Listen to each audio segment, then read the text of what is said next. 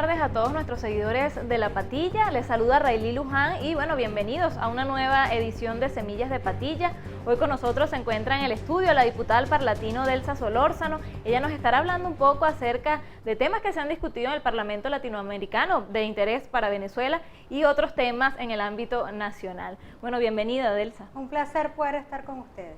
Bueno, les recordamos también que pueden interactuar a través de la etiqueta Semillas de Patilla o a través de mi cuenta en Twitter, @RayliLuján, o a través de la cuenta @Delsa Solórzano.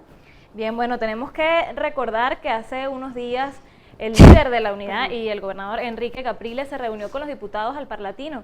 ¿Qué nos puedes tú adelantar de esta reunión? ¿Qué puntos se trataron allí de importancia? Sí, como tú bien lo señalas, hace pocos días estuvo en Venezuela, se hizo en Venezuela una reunión bien importante. El Parlamento Latinoamericano se reúne mensualmente en diversos países de América Latina, se va rotando. En esta oportunidad, este mes le tocó a nuestro país y se hicieron reuniones que son realmente de suma importancia para toda Latinoamérica. Lamentablemente, mientras el resto de América Latina avanza, Venezuela no.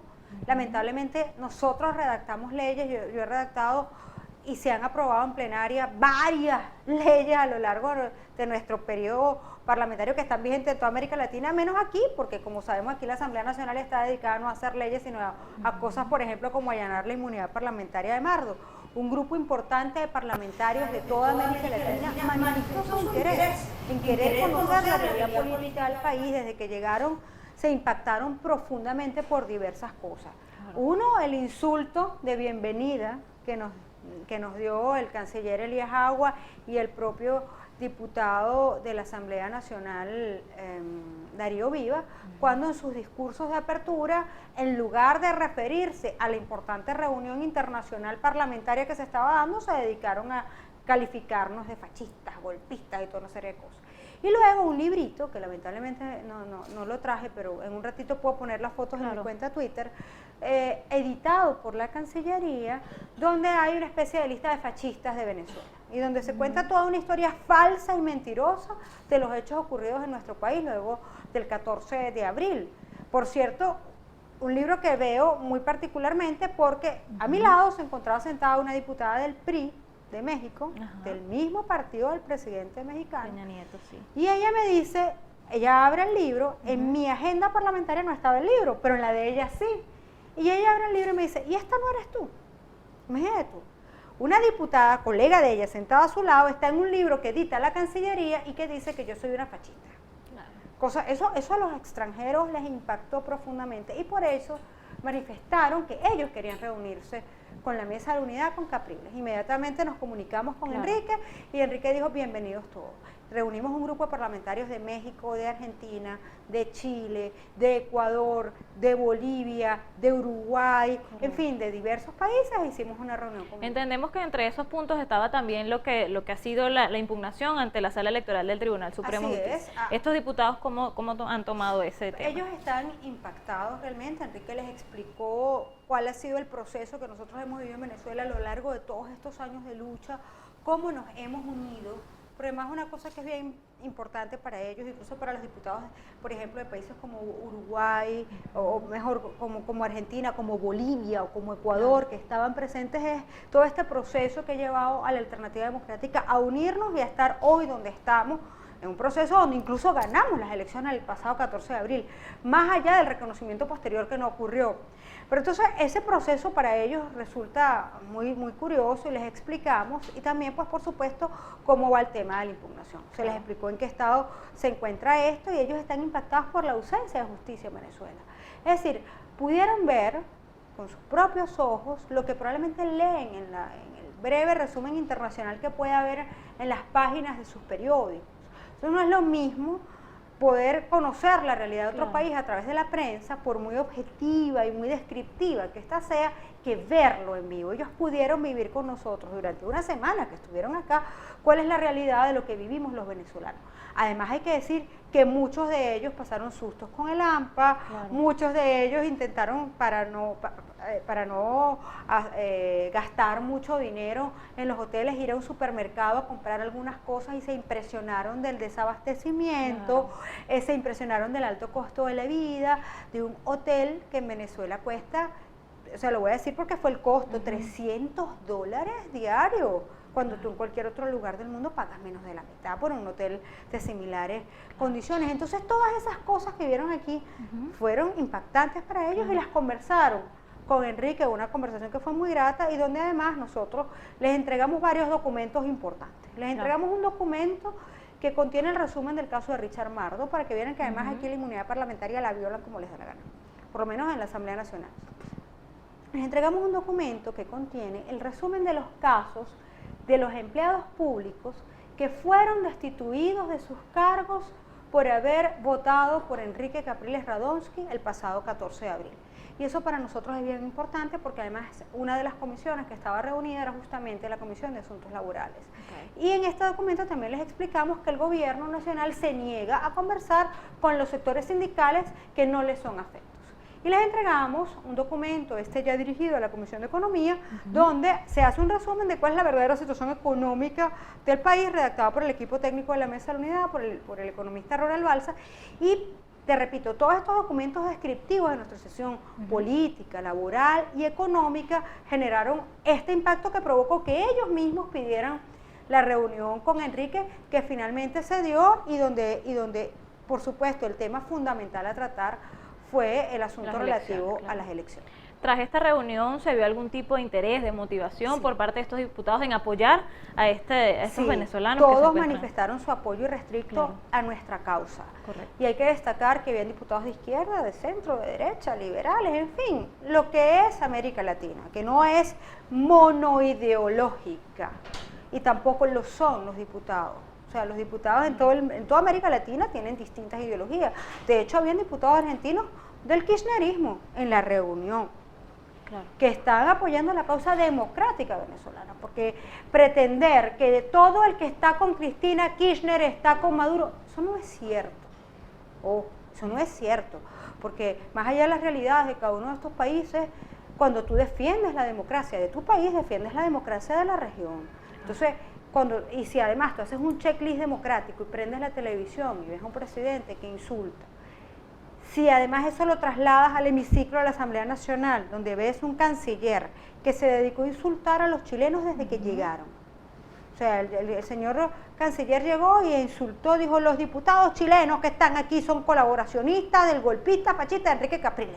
Imagínate tú cómo tú ofendes de esa manera a un invitado, donde además habían diputados de distintas tendencias políticas. El embajador chileno se levantó, se sentó luego inmediatamente, no se retiró, pero estaba visiblemente molesto, no aplaudió. Tú no puedes manejar las relaciones internacionales de un país de esa manera, y todo eso quedó evidenciado y fue presenciado por nuestros invitados de toda América Latina. ¿A partir de cuándo se llevará entonces a cabo este apoyo por parte de estos diputados? Ya hay varias invitaciones de estos diputados a Enrique a visitar sus países, todos quieren recibirlo, y pues bueno, esas son cosas que ya anunciará el equipo internacional de la Mesa de la Unidad que coordina Ramón Guillermo Aveledo, y pues por supuesto el propio Enrique, pero indiscutiblemente yo siento que de alguna manera hay una alianza democrática por nuestra América Latina, que tiene sus ojos puestos en Venezuela y se manifiesta a través de este tipo de expresiones de hermanos de nuestra América, que indiscutiblemente están claros en cuál es la situación que atraviesa Venezuela. Y lamentablemente esta no es la mejor situación desde el punto de vista institucional, al menos. Bien, bueno, les recordamos a nuestros seguidores en la red social Twitter que pueden participar en esta entrevista a través de la etiqueta Semillas de Patilla. Igualmente lo pueden hacer a través de mi cuenta personal, @RayliLuján, o a través de la cuenta @Delsa Solórzano. Bien, bueno, estaremos esperando todas sus inquietudes y sus preguntas. También les recordamos que pueden visualizar esta entrevista a través de nuestro portal www.lapatilla.com, y también lo pueden hacer a través de los sistemas Android y BlackBerry, pues allí pueden visualizar el video del que se está llevando a cabo en este momento. También un punto importante entonces sería el reciente allanamiento que se le hizo a la inmunidad del diputado Richard Mardo. ¿Qué tiene usted, qué posición ha tomado Delsa Solórzano frente a todo esto? Fíjate, esto es una cosa bien alarmante, ¿no? Cuando se le allana la inmunidad parlamentaria a Richard Mardo, no solamente se está violando la Constitución, que establece claramente que para separar a un diputado de su cargo, cosa que fue lo que ocurrió, Richard ha sido separado de su cargo, se requiere obligatoriamente los 2/3 de los votos de la Asamblea Nacional. 2/3 no es mayoría simple, mayoría simple es la mitad más uno. De tal modo que en violación flagrante y absoluta de la Constitución se aplicó la mayoría simple coyuntural que tiene la Asamblea Nacional para despojar a un diputado de su inmunidad y para con ello además violentar la voluntad ciudadana del pueblo de Aragua que se expresó queriendo que Richard los representara en la Asamblea Nacional. Es decir, esto no es simplemente una violación constitucional. Esto no es simplemente el hecho de que tomé un diputado y lo quité. Aquí un diputado representa al pueblo que lo eligió. Entonces aquí se violaron los derechos del pueblo que eligió a Richard Mardo. Y eso es sumamente grave, eso es sumamente delicado, porque de vuelta el gobierno nacional lo que hace es burlarse del pueblo. Evidencia pues, así como se evidenció el 14 de abril, que la voluntad del pueblo no es una prioridad de atención para el gobierno de Venezuela, para el gobierno de Nicolás Maduro, que pues, lamentablemente tiene unos intereses distintos a respetarnos a nosotros como ciudadanos. Y es por ello que nosotros, por cierto, tenemos que ser más firmes en nuestra vocación y en nuestro empeño democrático, porque a los gobiernos se les castiga únicamente votando. Mientras peor se porten, más hay que votar para resolver nuestros problemas. Entonces, esta violación a la inmunidad parlamentaria de Richard es, repito, una violación a la voluntad popular. Y es una muestra de que lo que no pudieron hacer con votos, quieren hacerlo por la fuerza. Pero el mundo es redondo. Hoy ellos están en una mayoría circunstancial en la Asamblea Nacional. Lo que hicieron los oficialistas, bueno, ojalá se vean en ese espejo, porque hoy, así como aplican la plenadora oficialista contra nosotros, ¿quién quita que mañana, así como está preso el exgobernador del estado Guárico? Por cierto, hemos visto diputados del oficialismo defendiéndolo. Y hay un grupo en Guárico bien importante de oficialistas. Yo no sé qué hizo ese señor. Si es un corrupto, bien preso está, por cierto. Pero bueno, hay que tener cuidado con las cosas. Porque... A propósito de estos casos oficialistas, nos llega acá una pregunta del usuario @ABCSase. Él pregunta, ¿cuándo le quitarán la inmunidad, investigarán y encarcelarán a Diosdado, a Ramírez, a Isea, a Mario Silva, a Pedro Carreño? Es una buena pregunta. Bueno, Mario Silva no tiene inmunidad, pero le quitaron su programita, ¿no? O sea que yo creo que es una buena noticia para nosotros. ¿Cuáles son entonces las medidas legales que va a tomar por lo menos los diputados de la Unidad Democrática para combatir esto? Lo primero, ayer ya un grupo de parlamentarios, colegas nuestros, anunciaron que acudirán, a ver, y hago un paréntesis aquí, porque mucha gente en mi cuenta de Twitter, @ElsaSolórzano, ¿para qué? Acudiremos ante el Tribunal Supremo de Justicia a solicitar la nulidad. Tú me dirás, ¿para qué? Si el propio Tribunal Supremo de Justicia es el mismo que ordenó que se allanara la inmunidad. Porque en este caso, lo único que nosotros tenemos a lo cual acudir, aunque sea para dejar constancia histórica, que es fundamental en este tipo de regímenes, son las instancias internacionales. Y para acudir a las instancias internacionales es menester que hayas agotado las instancias internas. Claro. Porque incluso una sentencia que aprobare el allanamiento a la inmunidad de Richard en estas condiciones, con una mayoría simple, violando la Constitución, correcto, es otra violación a la Constitución, es otra prueba de atropello. Así que claro, esas cosas son importantes de dejarlas en evidencia. Entonces, lo primero es esto. Y pues lo segundo, una vez que tengamos una respuesta, si esta respuesta no se ajusta a la Constitución, acudir a la Comisión Interamericana de Derechos Humanos, correcto, y al resto de las instancias internacionales que se nos permiten y que sancionan a nuestro país. Que el país diga que no les para y que no son importantes, en el fondo no es tan cierto. Nicolás viene de ser a ocupar el cargo de canciller, porque realmente lo que era el mensajero internacional de Chávez, claro, pero ocupaba el cargo de canciller. Él le presta mucha atención al tema internacional y eso él lo ha demostrado. Bueno, tiene en sus 100 días de gobierno pasado más tiempo afuera que adentro, así que el gobierno de calle, yo supongo que es gobierno de la calle en los aviones, no aquí. Entonces, eso evidencia cuál es su posición frente al tema internacional y a estas instancias nosotros acudiremos para denunciar lo de Richard. Y además, pues bueno, evidentemente el pueblo de Aragua está molesto, eso lo estamos viendo nosotros en las calles de Aragua, y es una cosa que tú no puedes, nadie puede controlar. Adicionalmente, evidentemente tenemos convocada una manifestación para el sábado. Una manifestación que yo creo que es bien importante, porque, te repito, se ha violentado la voluntad del pueblo de Venezuela, que tiene unos diputados electos en la Asamblea Nacional y en el Parlamento Latinoamericano, un poder legislativo nacional, que está ahí para defender al pueblo. Entonces, cuando te quitan a tu diputado, te quitan también un mecanismo de defensa, y eso es importante. Pero adicionalmente, yo siento que son muchas las razones para manifestar. Y creo que es importante que lo hagamos el sábado en la calle. El alto costo de la vida, la inseguridad, que está tan grave que a la hija y a la escolta del ministro Rodríguez Torres lo atracan en la misma semana. Sí. Ahora, ¿cómo se motiva también a la población a que asista a una convocatoria para este sábado, ya cuando viene de la desmotivación de las elecciones presidenciales, cuando ya viene de varios procesos que no han tenido resultado? Pues vimos como después de la impugnación ante la sala electoral se convocó a varios cacerolazos, no se tuvo resultado. Ahora, ¿cómo se motiva? ¿Cómo se convence a esa población? Agradezco profundamente tu pregunta, porque evidentemente eso debe ser, y nos lo manifiestan a nosotros en la calle todos los días, un sentimiento que tiene mucha gente, y es un sentimiento provocado evidentemente porque nos robaron las elecciones, nos hicieron como tú quieras llamarlo, pero la realidad es que nosotros ganamos el 14 de abril y hoy quien gobierna es Nicolás Maduro, y porque además tenemos muchos problemas como país, como nación, como ciudadanos, estamos atravesando muchos problemas, y eso indiscutiblemente genera en la gente una situación de desánimo. Pero la verdad es que nadie dijo que sería fácil. Salir de un régimen no democrático no es sencillo, es muy difícil.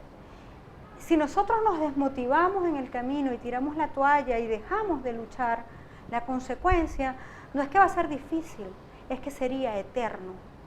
Y si nosotros creemos que 15 años son eternos, hay que voltear a ver a nuestros amigos del continente y del mundo entero que han sufrido dictaduras más cruentas y más largas que las nuestras. Así que lo que menos podemos hacer nosotros es dejar de luchar.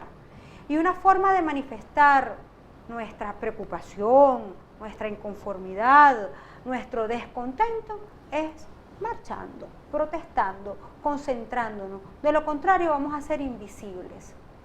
Que probablemente hagan falta más manifestaciones, sí es posible, pero también es bueno. La gente viene de un proceso muy largo.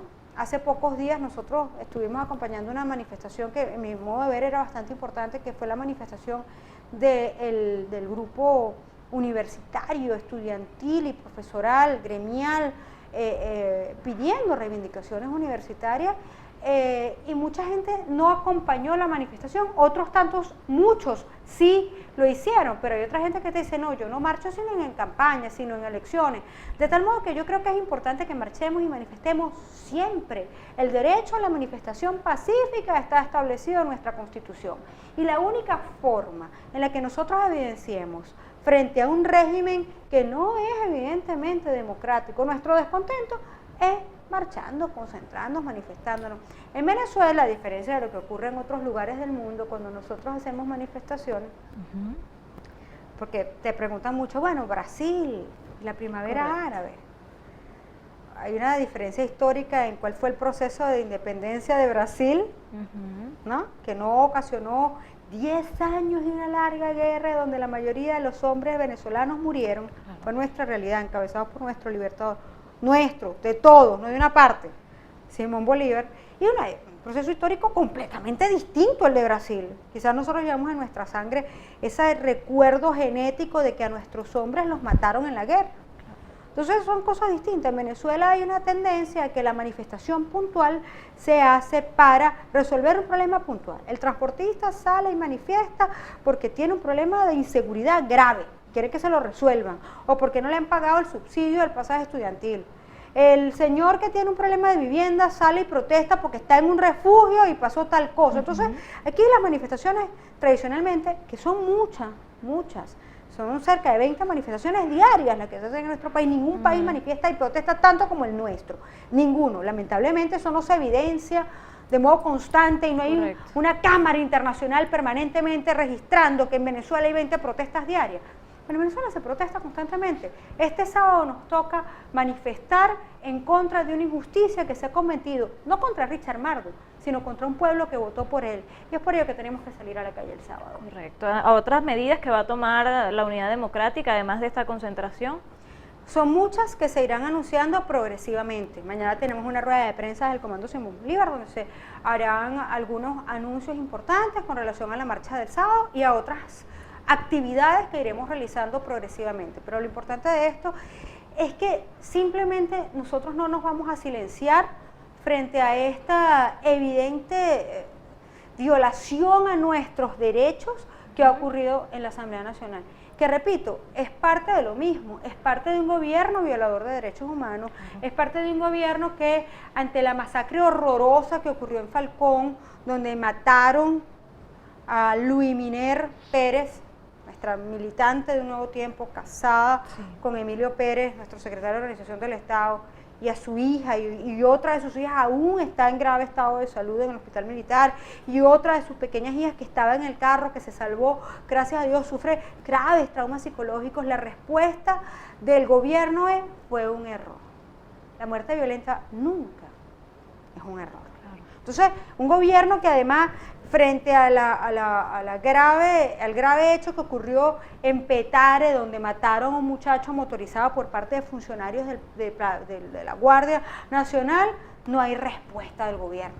Un gobierno que matan a un soldado por parte de otro soldado y no hay respuesta del gobierno, y donde la ministra de la Defensa, una cosa que es gravísima, una mujer en el ejercicio del cargo del Ministerio de la Defensa por primera vez en nuestra historia, pareciera que no tiene sangre en las venas, que no tiene entrañas y no se inmola ante estos hechos tan graves. Entonces, con un gobierno así, tú tienes que manifestarte, tienes que estar claro a qué te enfrentas, pero también tienes que ¿Cómo se presiona también a un gobierno para enfrentar esta situación y que se tenga la respuesta más oportuna frente a estos hechos bastante graves? Yo creo que si algo de algún modo cohíbe, inhibe al gobierno es la unidad.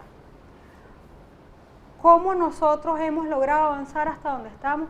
Insisto, frente a un gobierno que comete todos los desmanes, que viola los derechos humanos, que utiliza los recursos del Estado para hacer campaña, que no le importa decirte en un acto público, aquí no hay separación de poderes, camarada Tibisay, camarada presidente del TCJ, esos abusos que en otras partes del mundo son inimaginables, ocurren en Venezuela. ¿Qué los inhibe? ¿Qué los atemoriza? La unidad de la alternativa democrática. Y por eso tú ves que tratan de quebrarla. Y entonces tratan de buscar un tránsfuga aquí al que le pagan 4 pullas, ¿no? Y entonces lo ponen para allá. Por cierto, cosas que les agradecemos profundamente, porque nos han ido depurando. Así que gracias porque se llevaron a William Ojeda y a Ricardo Sánchez, entonces como gracias. Se lo agradecemos profundamente, y los digo con nombre y apellido porque bueno, hoy están en el oficialismo.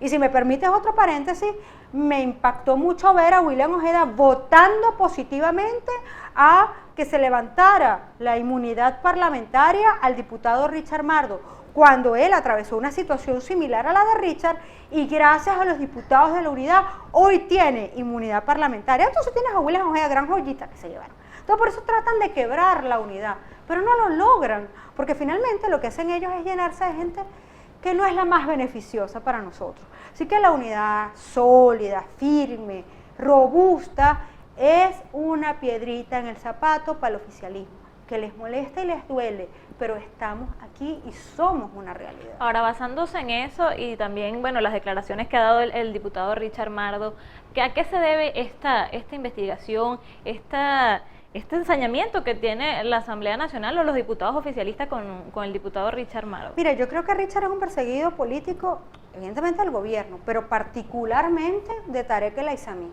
Yo voy mucho al Estado Aragua, soy delegado político del Estado Aragua.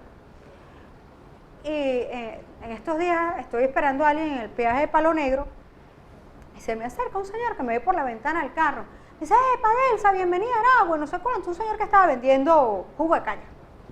Entonces el señor me dice, tú sabes que yo era chavista, chica, yo siempre te veo por aquí. Yo era chavista, me dice, pero mi comandante se murió. Yo le digo, ¿y que eres madurista? No vale. Ese señor, madurista, no vale. ¿Quién puede ser madurista? El señor me dice, tú sabes que yo no voté por Richard en las elecciones pasadas. Te estoy hablando, eso fue antes de la inhabilitación, hará 15 días, 3 semanas, Rigoberto. Ajá.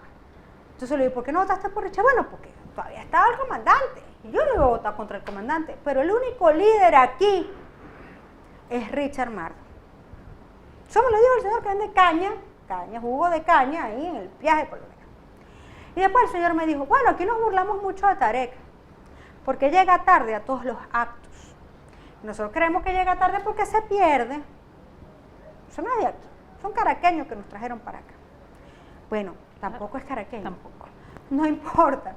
El tema es que Tarek El Aizami no tiene y no tendrá liderazgo en el estado Aragua. Quien lo tiene, a pesar de haber perdido las elecciones, porque ojo, no es una relación directamente proporcional, por lo menos en Venezuela, en otros países sí, pero en Venezuela no. No necesariamente el que pierde una elección es el que no tiene liderazgo. O sea, en Venezuela la cosa es Ahora, al ¿por qué revés. con tanto rechazo que tiene el Aizami en este estado? ¿Cómo gana, cómo triunfa en En el esta estado de gobernación? Aragua ganó Chávez, no ganó Tarek. Y Chávez se murió. Así de simple. Ahora, con los rumores también que se han corrido de una posible renuncia del gobernador El Aizami del estado de Aragua, ¿qué información poseen ustedes sobre esto? La verdad es que los rumores son bastante fuertes. Alguien estos días, justamente en Aragua, me comentaba que Tarek tiene interés en volver a ser ministro, que no se sentía cómodo en el ejercicio de la gobernación. Pero pues bueno, esos son rumores no confirmados hasta el momento. Rumores muy fuertes y muy gruesos, pero rumores finalmente, rumores. De pasar esto, ¿cuál sería entonces el procedimiento? La Constitución del Estado debe establecer el propio procedimiento para cada Estado, tiene una Constitución regional y cada Constitución tiene establecimientos distintos. En principio deberían repetirse las elecciones en breve lapso, ¿no? En principio, luego de que se encargue el secretario de gobierno, pero te repito que depende de la Constitución del Estado cuál es el trámite a seguir en el caso concreto de que ello llegare a ocurrir. Que, como te digo, solamente he escuchado rumores, no tengo ninguna información confirmada al respecto, pero lo que sí es cierto es que yo creo que si hoy se hiciera un proceso electoral en Aragua, lo ganaría Richard Mardo, que es la piedrita en el zapato de Tarek El Aizami, porque Richard tiene un liderazgo social. Richard es un hombre, yo lo he acompañado muchas veces a lo largo de nuestra carrera política hace muchísimos años. Richard es un hombre que es capaz de hacer un potazo, de levantar plata como sea, con el apoyo de gente honesta que cree en él, para él poder ayudar a la gente. En estos días estuvimos visitando en la campaña regional, estuvimos visitando una familia en el estado de Aragua, que su hijo tenía un problema en las piernas, tenía una deformación en las rodillas y no podía caminar, y gracias a Richard logró operarse. Y el muchacho ya estaba caminando. Y una familia bastante humilde. Eso es algo que esa familia toda la vida agradecerá a Richard Mardo. ¿Por qué Richard lo hace? Porque él es así. Richard perdió las elecciones y al día siguiente estaba recuperando un parque infantil en Girardot. Ese es Richard Mardo. Mardo conozco hace tantos años. Él es un trabajador incansable por lo que él cree. Él es un luchador social y eso este gobierno no lo permite, no lo admite, no lo perdona. Ahora, con este sector de la sociedad civil que apoya al diputado Richard Mardo, ¿ustedes han podido tener algún contacto con ellos, algún tipo de medida que vayan a tomar ya desde la parte social, desde la sociedad, con el apoyo de ellos? Sí, directamente todo el equipo del Estado de Aragua, no nosotros desde la ciudad capital, pero sí todo el equipo del Estado de Aragua está en permanente contacto con todo el grupo de luchadores sociales y de gente que respalda a Richard. Te digo de corazón que conozco que en Girardot está la gente muy afectada, incluso emocionalmente afectada por lo que le ha ocurrido a Richard, que además es una cosa que la gente no sabe. Richard tiene una esposa, una bebé de un añito, ¿sabes? Detrás de cada uno de nosotros hay una familia. Así como tú dices, bueno, los muertos a los fines de semana no son simplemente números. nosotros no somos simplemente gente pública, detrás de cada uno de nosotros hay una familia que nos apoya, que nos respalda, que nos soporta en esta vida que no tiene horario y que no tiene vacaciones y que no tiene fines de semana. Entonces, nuestra familia además también se ve afectada cada vez que hay una persecución política, hay una amenaza de cárcel contra Richard. Claro. Y entonces esas cosas afectan en lo familiar, en lo personal, en tu entorno, y eso es importante que la gente lo sepa también. ¿Qué se espera ahora del sistema judicial para este caso de Richard Del Martin? sistema judicial yo no espero nada hace muchos años. El sistema judicial en nuestro país está lastimosamente secuestrado. Un solo gobierno. ¿No entienden el tema de la separación de los poderes? Eso, o sea, olvídate de eso. Montesquieu y Rousseau, eso perdieron su tiempo con lo que creen esto en Venezuela. O sea, ellos, me refiero a ellos como los que ejercen coyunturalmente el gobierno, no entienden eso, que ellos un solo gobierno es un solo poder. Y el poder, por cierto, que se confunde peligrosamente con el partido. Entonces hay una confusión entre partido y gobierno muy similar a Cuba. Muy similar a Cuba, donde incluso en la Constitución cubana aparece el liderazgo del líder del partido como una institución dentro de la Constitución. Claro. Oye, qué grave. Así como esta mañana iba hacia mi trabajo, entonces tuve un plan vacacional de una empresa del Estado X, empresa del Estado literalmente. Todos uniformados de rojo, con sus bebés, rumbo al plan vacacional, también uniformados de rojo. Bien sea el rojo es un color institucional, porque hay empresas que su color es rojo, otro que es azul, otro es amarillo, otro es verde, qué sé yo. Mal cuando el rojo en una institución del Estado se asemeja al color o se asimila al color del partido de gobierno, porque los partidos tienen que estar fuera de las instituciones, porque las instituciones gobiernan para todos por igual. Entonces tú no te sientes bienvenido a una cosa que no sea de tu color político. Y esa forma de gobierno que se ha implantado en Venezuela es muy grave, por ello no se acepta la disidencia y por ello, por ejemplo, se allana la inmunidad a Richard Martin. Bueno, aquí estamos esperando todas sus preguntas, inquietudes, a través de la etiqueta Semillas de Patilla o a través de @RayliLuján y @DelsaSolórzano. Por acá nos llega una pregunta que nos dirige a otro estado, el estado Zulia, y nos dice: buenos días, doctora, por favor, hágale un llamado a Juan Pablo Guanipa en el Zulia. ¿Qué busca? ¿Dividir la unidad? ¿Quién lo financia? Bueno, ¿quién lo financia? Habría que preguntárselo a él, la verdad, no lo sé. Pero la mesa de la unidad, encabezada incluso por Capriles, por propio Ramón Guillermo, pues que Aveledo, que es el secretario ejecutivo de la mesa, pero luego también lo hizo Capriles, nuestro candidato, nuestro presidente de la República. Han hecho un llamado a Juan Pablo para que respete la unidad. En Maracaibo ha habido por parte de algunos sectores mucha manipulación. Se hablaba de primaria. En Maracaibo ya hubo primarias. Hubo primarias igual que en todo el país. Hubo primarias que ganó Evelyn con el 80% de los votos. Y recuerdo que en aquel momento, cuando a pesar de contar Evelyn con el consenso que establece, con los requisitos para el consenso que establece la mesa de la unidad, se empeñaron en primarias y Un Nuevo Tiempo dijo, vamos a primarias, que sea la gente que decida. En aquel momento decían, no, es que yo gano con 70% de los votos. Se hicieron primarias y la verdad es que Evelyn sacó el 80% de los votos. Y luego hubo un consenso en torno a Evelyn promovido por Enrique Capriles. Cuando Pablo Pérez pierde las primarias con Capriles, quien era candidata a gobernadora del estado era Evelyn. Y Capriles pide que Pablo vuelva a la candidatura a la gobernación y pide Capriles que Evelyn vaya en reconocimiento a su sólido liderazgo a la alcaldía. Eso fue una propuesta de Capriles, avalada por todos los partidos, incluyendo Primero Justicia.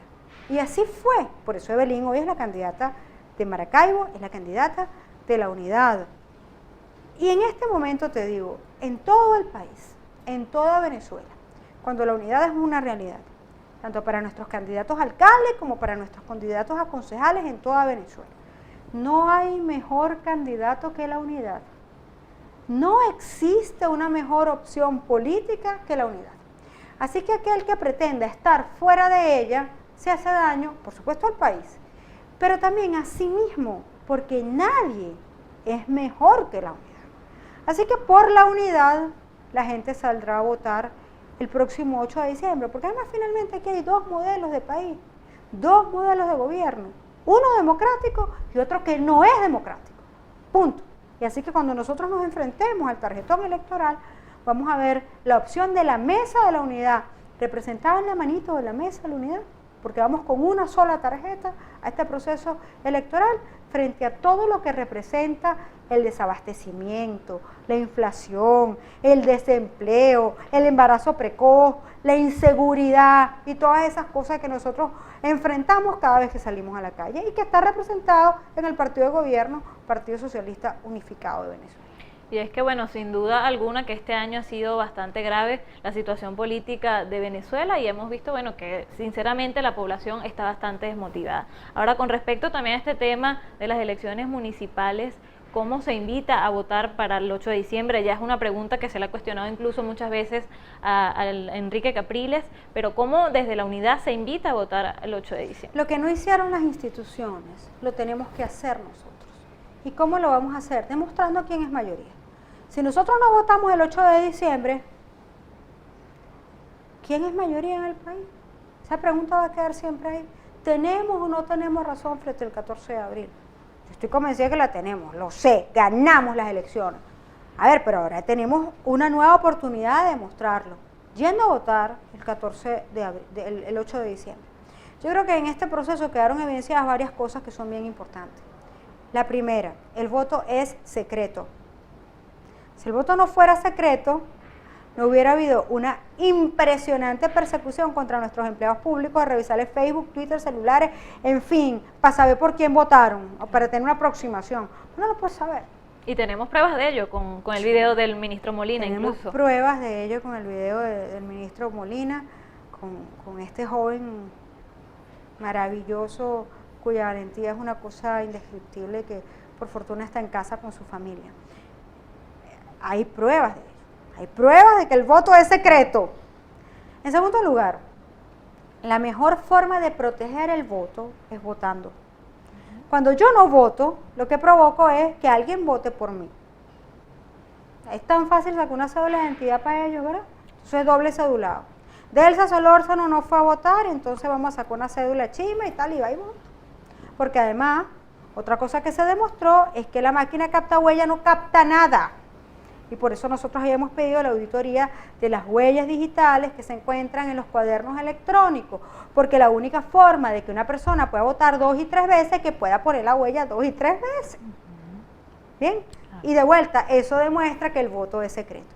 Así que si nosotros queremos, 1, demostrar que ganamos el 14 de abril, y 2, proteger nuestro voto, la única forma es votando.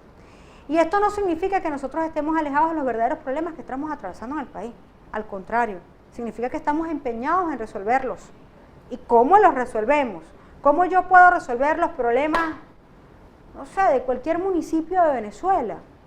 Logrando que haya un alcalde democrático en ese municipio que garantice nuestra seguridad, que garantice que tengamos mejores condiciones de vida, mejor calidad de vida y que gobierne bien para nosotros. Es la única forma.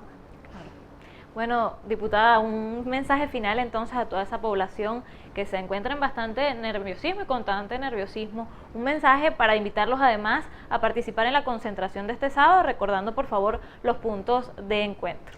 Nos vemos el sábado, bien temprano, 9, 10 de la mañana, estaremos arrancando, vamos a concentrarnos entre Los Ruices y Chacaíto. Tenemos muchas cosas por las cuales estar en la calle, tenemos muchas cosas por las cuales manifestar y tenemos muchas razones por las cuales seguir luchando por un país libre y democrático. A quienes tienen hijos, sobrinos, a quienes ven a esos niñitos en la calle, les pido que piensen en ello. Nosotros no nos podemos dar el lujo de entregar a nuestra Venezuela.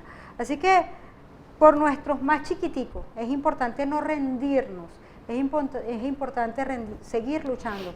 Cuando yo veo la carita de mi chamo en la mañana, cada vez que se levanta, me convenzo mucho más aún de que nuestra Venezuela vale la pena. Y si nos cansamos, la consecuencia es que los malos van a ganar. Porque al final del día yo siento que esto es una lucha entre el bien y el mal, entre los buenos y los malos, como en las comiquitas. Y siempre ganan los buenos al final, pero con constancia. No abandonemos nunca la constancia. Bueno, son las conmovedoras palabras de la diputada del Parlatino Delsa Solórzano. Ella habla, bueno, de toda la vivencia que tienen los venezolanos en todo este momento, en todo el año 2013. Y bueno, lo que le queda es invitar para esta concentración del sábado y mantenerse en la lucha constante. Se despide por el momento Rayli Luján y los esperamos para una próxima edición. Muchísimas gracias.